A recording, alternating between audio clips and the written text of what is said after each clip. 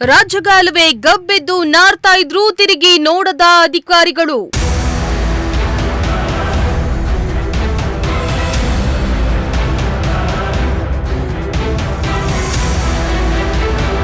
ಅಧಿಕಾರಿಗಳ ನಿರ್ಲಕ್ಷ್ಯಕ್ಕೆ ಹಿಡಿಶಾಪ ಹಾಕ್ತಿದ್ದಾರೆ ಸಾರ್ವಜನಿಕರು. ನೀರು ಮಳೆ ಜಾಸ್ತಿ ಆಯಿತು ಅಂದರೆ ನಮಗೆ ಭಾಳ ಫಜೀತಿ ಆಗಿಬಿಡುತ್ತೆ.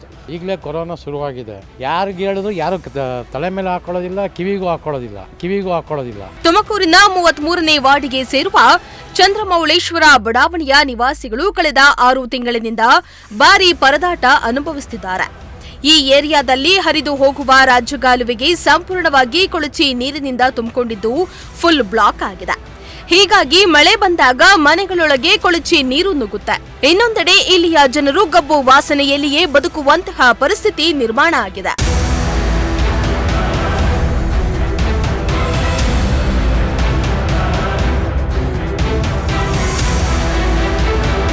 ಇನ್ನು ಈ ಸಮಸ್ಯೆಗೆ ಪರಿಹಾರ ನೀಡುವಂತೆ ಸಾರ್ವಜನಿಕರು ಅನೇಕ ಬಾರಿ ಮಹಾನಗರ ಪಾಲಿಕೆಗೆ ದೂರನ್ನ ನೀಡಿದ್ರೂ ಯಾವುದೇ ಸ್ಪಂದನೆ ಸಿಗ್ತಿಲ್ವಂತೆ. ದಿನೇ ದಿನೇ ಸಮಸ್ಯೆ ಹೆಚ್ಚಾಗ್ತಾ ಇದ್ರೂ ಅಧಿಕಾರಿಗಳು ಮಾತ್ರ ಈ ಕಡೆ ತಲೆ ಹಾಕಿಯೂ ನೋಡ್ತಾ ಇಲ್ಲ. ಪಾಲಿಕೆ ಅಧಿಕಾರಿಗಳ ನಿರ್ಲಕ್ಷ್ಯ ಸ್ಥಳೀಯರ ಆಕ್ರೋಶಕ್ಕೆ ಕಾರಣವಾಗಿದೆ. ಕೊಚ್ಚೆ ನೀರು ಹೇಗಿದೆಯೋ ಆಗ ನಮ್ಮ ಮನೆ ಒಳಗೆ ತುಂಬಿಕೊಳ್ಳುತ್ತೆ. ಕರಿ ನೀರು ಅಲ್ಲಿ ಆಗಿದೆಯೋ ಇಲ್ಲಿ, ಆಮೇಲೆ ಹತ್ಲ ಕಡೆ ಅಂತೂ ಅರ್ಧ ಗಂಟೆ ಪೈಪ್ ಇದೆಯಲ್ಲ ಅಲ್ಲಿವರೆಗೂ ನೀರು ಬರುತ್ತಪ್ಪ.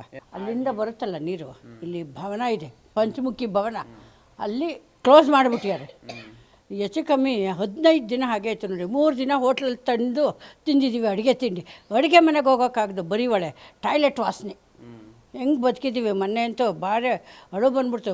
5-6 ಜನ ಬಂದಿದ್ದಾರೆ, ಎಲ್ರಿಗೂ ಹೇಳಿದ್ದೀವಿ, ಒಬ್ಬರು ಏನಕ್ಕೆ ನೋಡಿ.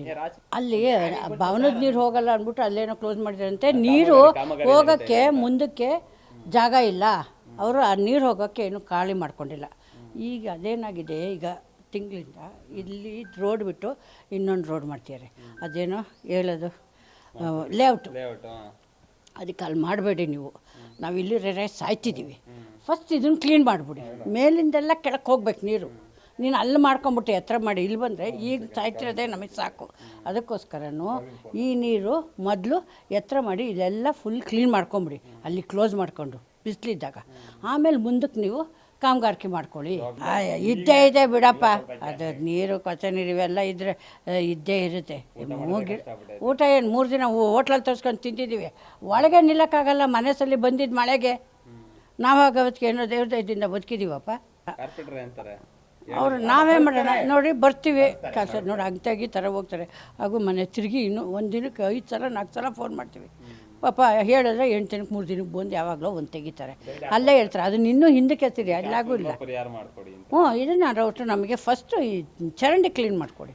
ಮೇಲೆ ಸ್ಲ್ಯಾಬ್ ಹಾಕಿ ಅಂದರೆ ಹಾಕಲ್ವಂತೆ. ಯಾಕೆ ಬೆಂಗಳೂರುಗಳಲ್ಲೆಲ್ಲ ಹಾಕಲ್ವಾ?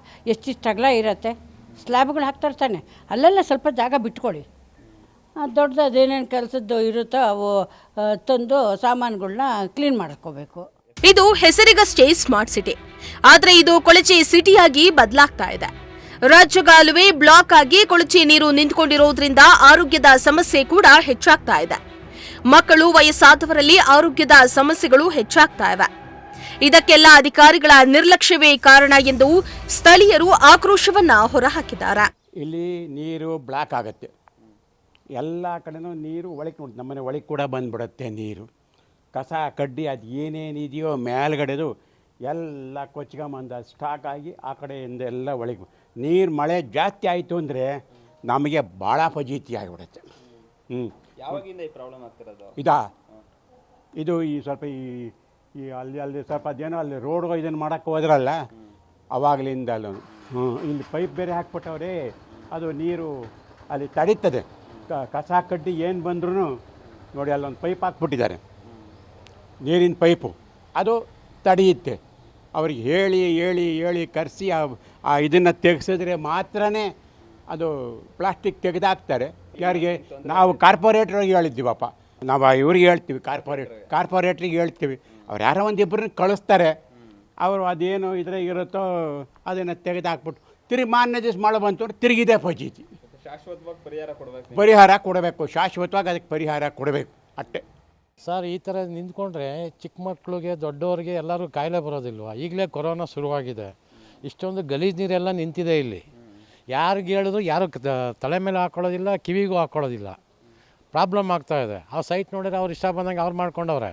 ಮೇಯ್ನ್ ಗೌರ್ಮೆಂಟ್ ಸೈಟ್ ರೋಡಲ್ಲೇ ಅವರು ಯೂಸಿಡ್ ಎಲ್ಲ ಮಾಡ್ಕೊಂಡಿದ್ದಾರೆ. ಅದನ್ನು ಕೇಳಿದ್ರೆ ನಾವು ಮಾಡ್ತೀವಿ, ಆಮೇಲೆ ಮಾಡ್ತೀವಿ, ಈಗ ಮಾಡ್ತೀವಿ, ನಿಮ್ಗೆ ಯಾಕೆ ಅವೆಲ್ಲ ನಾವು ಎಲ್ಲನ ಮಾಡ್ಕೋತೀವಿ ಅಂತಾರೆ. ಒಟ್ಟಿನ ಗಬ್ಬು ವಾಸನೆ ಹೊಡಿತೆ, ಇಲ್ಲಿ ಓಡಾಡೋಕ್ಕಾಗಲ್ಲ. ಚಿಕ್ಕ ಮಕ್ಕಳು, ದೊಡ್ಡವರು, ವಯಸ್ಸಾದವ್ರು ಹೇಗಿರ್ತಾರೆ ಸರ್ ಇಲ್ಲಿ? ಊಟ ತಿಂಡಿ ಎಲ್ಲ ಹೆಂಗ್ ಮಾಡ್ತೀವಿ? ತಿನ್ನೋಕ್ಕೆ ಆಗೋದಿಲ್ಲ. ಈ ವಾಸನೆಯಲ್ಲಿ ಏನು ಸೇರುತ್ತೆ? ಪಾಲಿಕೆಯಲ್ಲಿ ಬರ್ತಾನೆ ಮೇಸ್ತ್ರಿ, ಅವನು ಅವ್ರು ಕೆಲಸ ಮಾಡೋನು ಕರ್ಕೊಬರ್ತಾನೆ. ಇದು ನೋಡ್ಬಿಟ್ಟು ಸುಮ್ಮನೆ ಹೊರಟೋಗ್ತಾನೆ, ಬೇರೆ ಕಡೆ ಕರ್ಕೊಂಡು ಹೋಗ್ತಾನೆ, ಬೇರೆ ಕಡೆ ಕೆಲಸ ಮಾಡಿಸ್ತಾರೆ. ಇಲ್ಲಿ ಕೆಲಸನೇ ಮಾಡಿಸೋದಿಲ್ಲ. ಪಾಲಿಕೆಯರು ಈ ಕಡೆ ಗಮನ ಹರಿಸಿ ಸ್ವಲ್ಪ ಇದನ್ನು ಕ್ಲೀನ್ ಮಾಡಿಸ್ಬಿಟ್ಟು ಸ್ವಚ್ಛತೆ ಮಾಡಿಸಿದ್ರೆ ಒಳ್ಳೇದು ಅನಿಸುತ್ತೆ ನಮಗೆ. ಇನ್ನು ಈ ರಾಜಕಾಲುವೆ ಪಕ್ಕದಲ್ಲಿಯೇ ಹೊಸದಾಗಿ ಲೇಔಟ್ ಕೂಡ ನಿರ್ಮಾಣವಾಗಿದ್ದು, ಕೆಲವರು ಜಲ್ಲಿ ಮಣ್ಣುಗಳನ್ನ ತಂದು ಇಲ್ಲಿ ಸುರಿದು ರಾಜಕಾಲುವೆಯನ್ನೇ ಮುಚ್ಚಿಬಿಟ್ಟಿದ್ದಾರೆ. ಇದು ಕೂಡ ರಾಜಕಾಲುವೆ ಬ್ಲಾಕ್ ಆಗುವುದಕ್ಕೆ ಮುಖ್ಯ ಕಾರಣವಾಗಿದೆ. ಇಲ್ಲಿನ ಸ್ಥಳೀಯರು ಶಾಶ್ವತ ಪರಿಹಾರಕ್ಕಾಗಿ ಒತ್ತಾಯಿಸ್ತಾ ಇದ್ದು, ಸಂಬಂಧಪಟ್ಟ ಅಧಿಕಾರಿಗಳು ಇತ್ತ ಗಮನ ಹರಿಸಿ ಇಲ್ಲಿನ ಜನರ ಸಮಸ್ಯೆಗೆ ಪರಿಹಾರ ಕಲ್ಪಿಸಿಕೊಡ್ತಾರಾ ಅನ್ನೋದನ್ನ ಕಾದು ನೋಡಬೇಕಾಗಿದೆ. ಕ್ಯಾಮರಾ ಪರ್ಸನ್ ಸಂಜಯ್ ಜೊತೆ ದೀಪಕ್ ಕೆಂಕೆರೆ, ಪ್ರಜಾಶಕ್ತಿ ಟಿವಿ, ತುಮಕೂರು. ನೀರು ಮಳೆ ಜಾಸ್ತಿ ಆಯಿತು ಅಂದರೆ ನಮಗೆ ಭಾಳ ಫಜೀತಿ ಆಗಿಬಿಡುತ್ತೆ. ಯಾರಿಗೆ ಹೇಳಿದ್ರು ಯಾರು ತಲೆ ಮೇಲೆ ಹಾಕ್ಕೊಳ್ಳೋದಿಲ್ಲ, ಕಿವಿಗೂ ಹಾಕ್ಕೊಳ್ಳೋದಿಲ್ಲ.